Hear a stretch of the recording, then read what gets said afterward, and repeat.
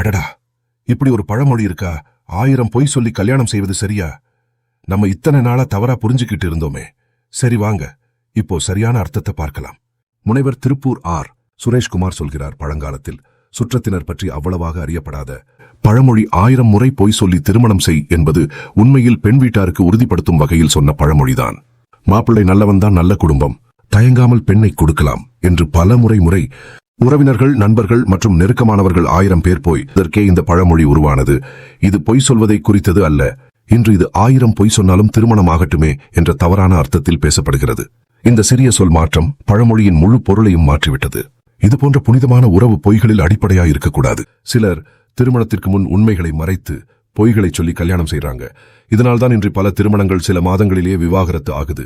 உண்மை பேசுற வீடியோக்களுக்கு ஆதரவு கொடுக்கணும்னா சப்ஸ்கிரைப் பண்ணுங்க. ஒவ்வொரு செகண்ட்லும் ஃபயர் தான். இது போன்றது உங்கள் வாழ்க்கையிலும் நடந்திருந்தால் கீழே ஒரு கமெண்ட் போடுங்க. வேற லெவல் வீடியோஸ் உங்க கையில காத்துக்கிட்டே இருக்குது.